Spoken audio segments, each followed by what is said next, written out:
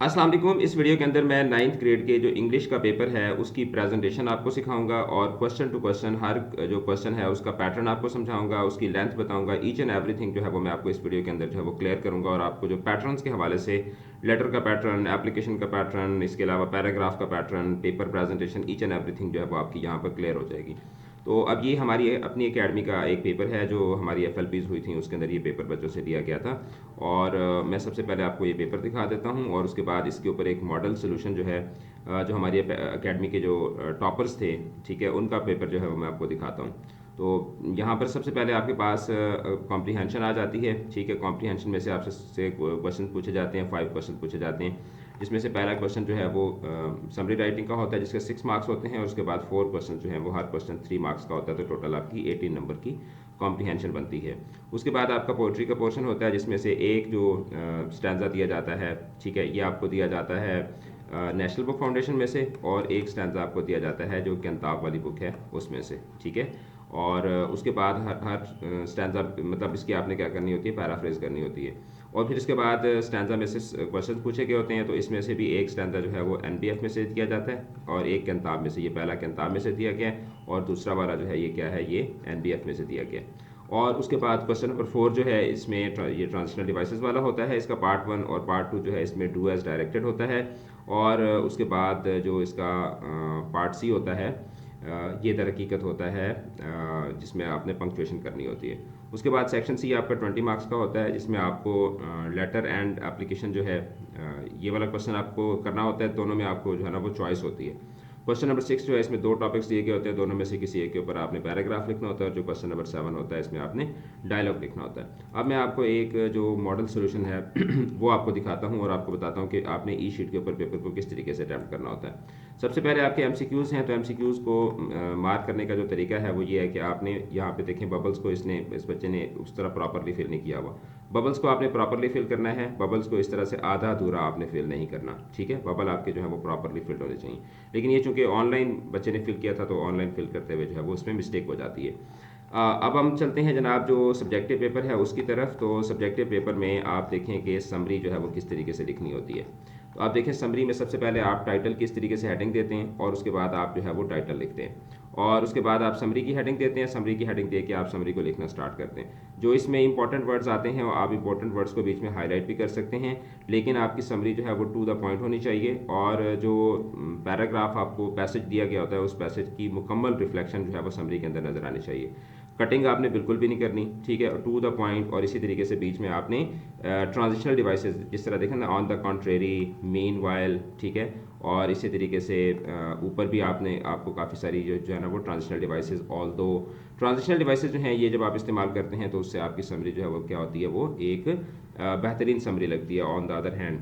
और इसी तरीके से जो क्वेश्चन आंसर्स हैं, जैसे फॉर एग्जांपल पहला सवाल जो था वो पूछा गया था, मैं आपको साथ साथ क्वेश्चन भी दिखाता जाता हूँ और फिर उसके बाद उसके आंसर कि what is the difference between health and well being. अब हेल्थ एंड वेल बीइंग का आपने डिफरेंस बताना था, तो आप सबसे पहले हेल्थ को बता दें कि हेल्थ ये होती है और वेल बीइंग जो है वो ये होती है, ठीक है। तो अब इस तरीके से आप जो है वो क्वेश्चन को आंसर कर सकते हैं। फिर उसके बाद वेल बीइंग की टाइप्स हैं, तो subjective well being, objective well being, तो आप इसकी प्रॉपर हेडिंग बना के आप इसको लिखें, ठीक है। और इसी तरीके से importance of physical and mental wellness है, तो आप इसके प्रॉपर जो है वो पैराग्राफ बना के लिखें, ठीक है। और उसके बाद effects of stress on life है, तो आप सबसे पहले एक बच्चे डायरेक्ट लिखना शुरू कर देते हैं, सबसे पहले आप बताएं कि स्ट्रेस होता किस तरीके से, फिर उसके बाद उसके आप जो है वो बुलेट्स बना के आप उसके स्ट्रेस जो है वो बता सकते हैं।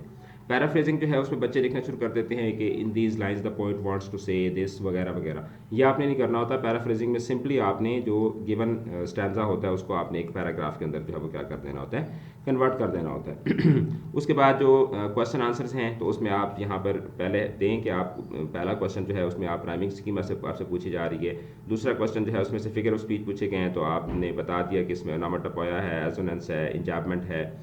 तीसरा सेंट्रल आइडिया है, तो सेंट्रल आइडिया आपने इस तरीके से लिख दिया। तो पेपर प्रेजेंटेशन जो है ना वो बहुत ज़्यादा मैटर करती है, अब आपको स्क्रीन के ऊपर भी नज़र आ रहा होगा। इसी तरीके से जो ट्रांजिशनल डिवाइसेस वाला क्वेश्चन है उसको प्रॉपर पूरा पैराग्राफ लिखें और उसके अंदर इस तरीके से हाईलाइट करके बोल्ड करके आप ट्रांजिशनल डिवाइसेस को लिखें।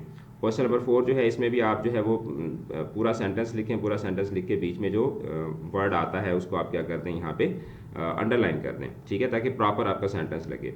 और जो आपका पंक्चुएशन वाला सवाल है उसको करने का दुरुस्त तरीका ये होता है, आप बेशक ये वाला पार्ट ना लिखें, लेकिन इस तरीके से आप लिखें और जो आपने मिस्टेक करेक्ट की है उसको आप इस तरीके से हाईलाइट करें, ठीक है, फिर आपको पूरे नंबर मिलते हैं।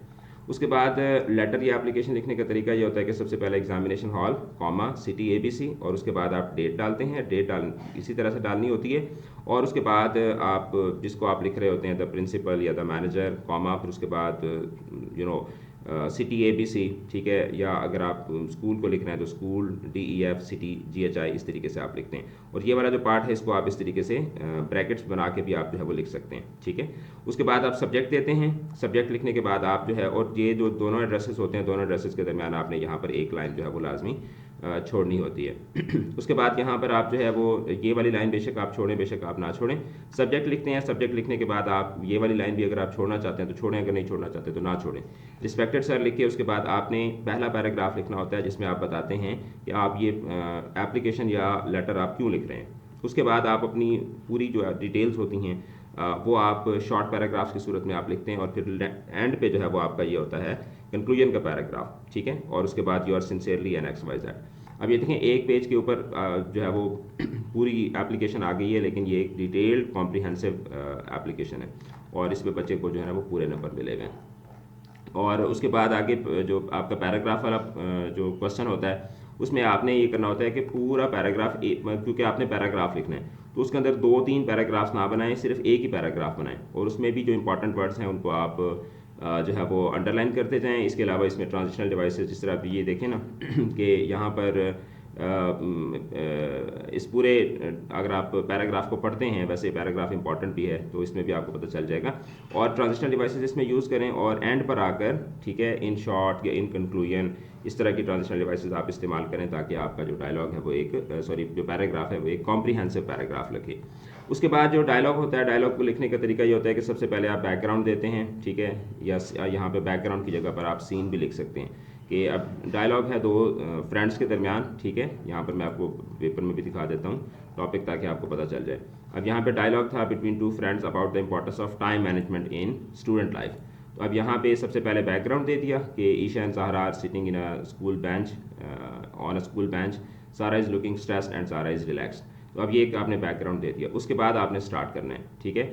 और इसमें भी आप जो इंपॉर्टेंट वर्ड्स होते हैं उनको आप हाईलाइट कर सकते हैं। और इसकी लेंथ के हवाले से अगर हम बात करें तो आपका जो डायलॉग है उसमें कम अज़ कम 6 सेट ऑफ कॉन्वर्सेशन जो है वो ज़रूर होने चाहिए, कम अज़ कम, यानी कि 6 होने चाहिए। 6 से ज़्यादा हों तो उसके लिए उसमें कोई हर्ज नहीं है, लेकिन कम अज़ कम 6 सेट ऑफ कॉन्वर्सेशन जो है वो ज़रूर होने चाहिए। तो ये एक पेपर की प्रेजेंटेशन है, या आप इसको कह सकते हैं कि पेपर को जो अटैम्प्ट करने का दुरुस्त तरीका होता है वो आई होप कि इस वीडियो के अंदर आपको जो है वो समझ आ गया होगा।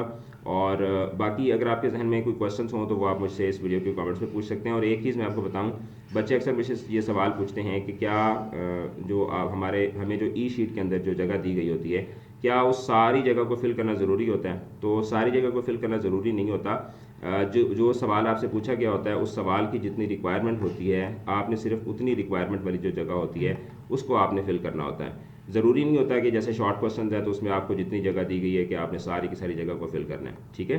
तो I hope the lecture was helpful, और इसको शेयर करें अपने दोस्तों के साथ भी, चैनल को सब्सक्राइब करें। अपना रखिएगा बहुत बहुत ज़्यादा ख्याल। ऑल द बेस्ट, खुदा हाफिज़।